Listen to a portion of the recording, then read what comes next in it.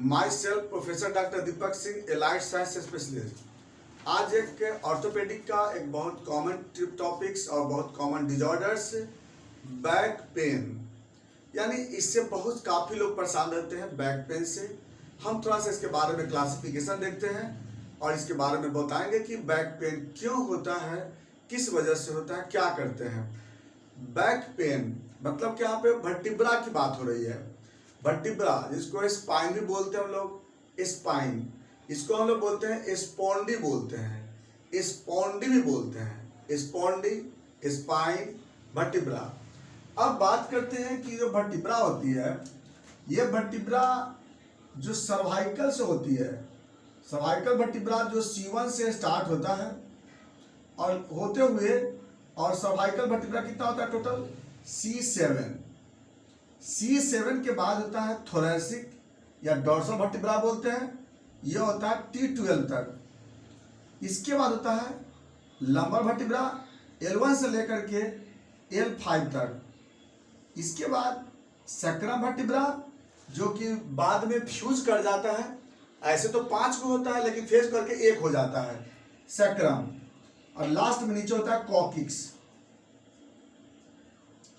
इस 5 वेराइटीज के वर्टिब्रा में 2 जगह का जो प्रॉब्लम है, एक सर्वाइकल का प्रॉब्लम और एक लंबर का प्रॉब्लम। ये 2 ऐसे साइट हैं जहां पर बैक पेन बहुत ज्यादा होता है।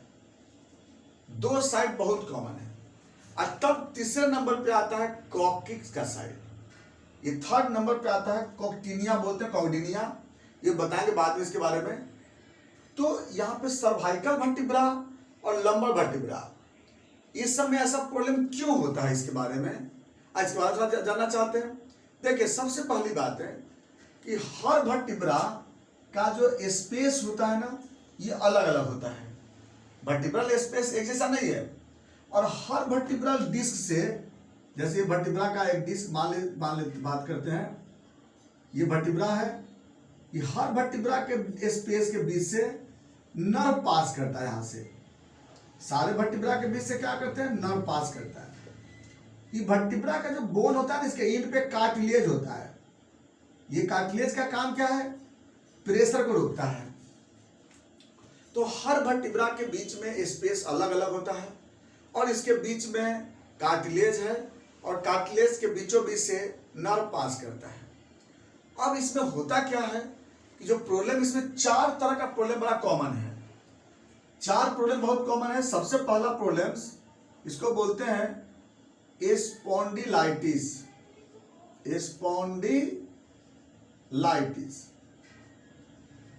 स्पॉन्डिलाइटिस है ये।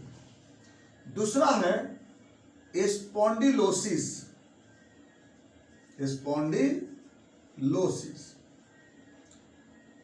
ठीक है, 2 डिजॉर्डर्स, स्पॉन्डिलाइटिस, स्पॉन्डिलोसिस।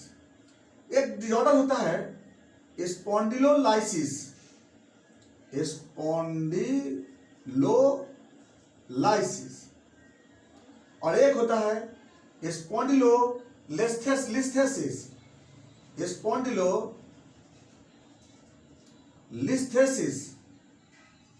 लिस्थेसिस। 4 वेराइटीज के डिजॉर्डर होता है इस वर्टिब्रा में। अब देखिए, सबसे पहले बात करते हैं स्पॉन्डिलाइटिस। स्पॉन्डिलाइटिस क्या है, आइटिस लगा हुआ है, इन्फ्लामेशन। इसका मतलब कि जो वर्टिब्रा है, इस वर्टिब्रा के बीच में जो डिस्क है ना, इसमें इन्फ्लामेशन होती है। ये इसको बोलते हैं स्पॉन्डिलाइटिस, इन्फ्लामेशन वर्टिब्रा के बीच में। अब ये स्पॉन्डिलाइटिस का जो साइट होता है, ये कहाँ कहाँ हो सकता है। स्पॉन्डिलाइटिस का सबसे बड़ा साइट सर्वाइकल है। सर्वाइकल में भी कहाँ पे, C1 C2, जो ऊपर का जो वर्टिब्रा होता है ना, C1 C2, C2 C3, इसमें सबसे ज्यादा इन्फ्लामेशन होती है। C1 C2 C2 C3 और कभी कभी C7 T1, यहाँ पे C7 और T1। और नीचे में लंबर स्पॉन्डिलाइटिस, इसमें आपको L2 L3 L3 L4 या फिर लास्ट में L5 S1। तो ये जो साइट जो देखे ना, यहाँ पे इन्फ्लामेशन का बहुत कॉमन साइट है। ये स्पॉन्डिलाइटिस का जो कॉमन एज है ना, ये सबसे कॉमन एज क्या होती है स्पॉन्डिलाइटिस का? 15 साल से लेकर 30 साल तक। कॉज तो पता चलता नहीं है इसके बारे में, एग्जैक्ट कॉज, लेकिन HLA-B27 जेनेटिक, कभी कभी पोस्चर चेंज होने से या ट्रॉमा के कारण, ये सब की वजह से स्पॉन्डिलाइटिस होती है। तो इसमें मैक्सिमम स्पॉन्डिलाइटिस का कारण या तो लंबर भी होती है, लंबर या फिर वहां पे सर्वाइकल। तो ये जो ये जो देख रहे हैं स्पॉन्डिलाइटिस, ये है स्पॉन्डिलाइटिस इन्फ्लामेशन। अब थोड़ा इसको आगे बात करते हैं, फिर डिफरेंशिएट जब कर रहे हैं तो स्पॉन्डिलोसिस। स्पॉन्डिलोसिस में क्या होती है कि जो दो वर्टिब्रा के बीच का जो स्पेस होता है वो रिड्यूस कर जाता है, स्पेस कम हो जाता है। तो जब स्पेस रिड्यूस कर जाता है तो उसको बोलते हैं स्पॉन्डिलोसिस बोलते हैं। स्पेस घट जाता है।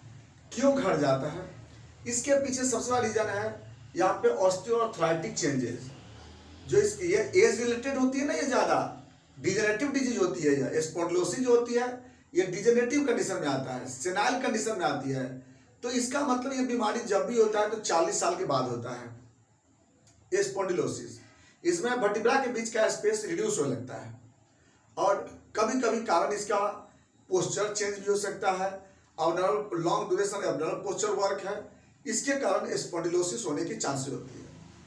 अब आते हैं बात तीसरे नंबर पे स्पॉन्डिलाइसिस। अब स्पॉन्डिलोलाइसिस किसको बोलते हैं? स्पॉन्डिलोलाइसिस। स्पॉन्डिलोलाइसिस किसको बोलते हैं? लाइसिस का मतलब क्या होता है यहाँ पर? ब्रेक होना, टूट जाना, यानी वर्टिब्रा का बोन जब टूट जाता है, ब्रेक कर जाता है, तब इसको बोलते हैं स्पॉन्डिलोलाइसिस। अब स्पॉन्डिलोलाइसिस किस एज में हो सकता है? किसी एज में हो सकता है।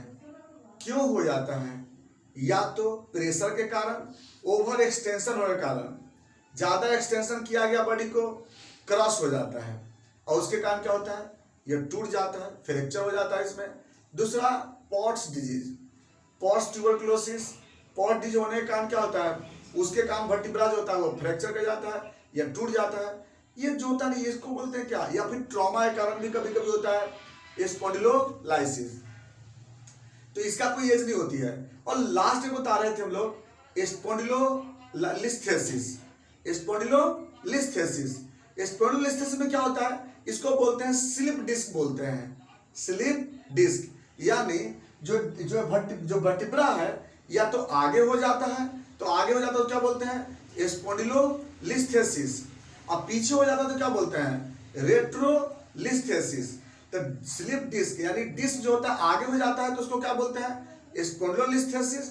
और यही डिस्क जो होता है स्लिप होकर पीछे हो जाता है, इसको बोलते हैं रेट्रोलिस्थेसिस बोलते हैं। तो इसको बोलते हैं स्लिप डिस्क बोलते हैं हम लोग इसको। अब स्लिप डिस्क क्यों हो जाता है? इसका रीजन क्या होता है? या तो ओबेसिटी है, या हर्निएशन है, या फिर ट्रॉमा है। ये सब कारण क्या होता है? स्लिप डिस्क होने की चांस ज्यादा होता है। इसको बोलते हैं स्पॉन्डिलोलिस्थेसिस। अब इसके बारे में अगर बात करेंगे सिम्टम के बारे में, तो सबका सिम्टम अलग अलग होता है।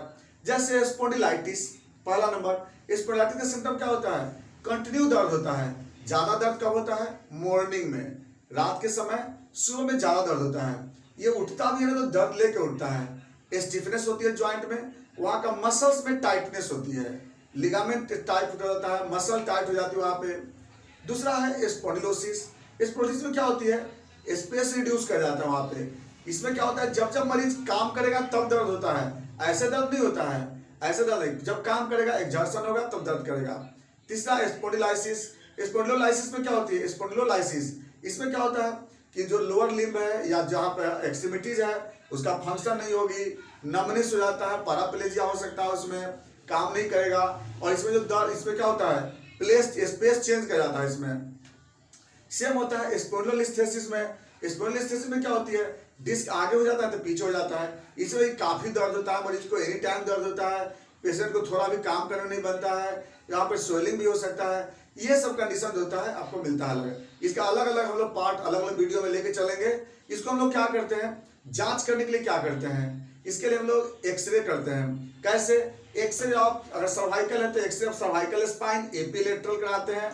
X ray of cervical spine AP lateral ऐसे लिखते हैं, x-ray of cervical spine AP and lateral. अगर यही हमको लोअर में होता है तो क्या लिखते हैं, एक्सरे ऑफ एलएस स्पाइन एपिलेटरल लंबोसेक्रम, ये जानकारी। इसके बाद क्या करते हैं, इस एमआरआई कराते हैं, एमआरआई ऑफ स्पाइन, इसमें आपको क्लियर रिपोर्ट आ जाएगी कि स्पॉन्डिलाइटिस है या कौन सा डिजॉर्डर है। इसके बाद हम लोग करते हैं इसका मेडिसिन या ट्रीटमेंट। तो अकॉर्डिंग टू टाइप्स के अनुसार इसका अलग अलग ट्रीटमेंट होता है, एक जैसा ट्रीटमेंट नहीं है। इसका ट्रीटमेंट हम लोग बताएंगे नेक्स्ट वीडियो में, अलग अलग हम इसको बताएंगे इसके बारे में।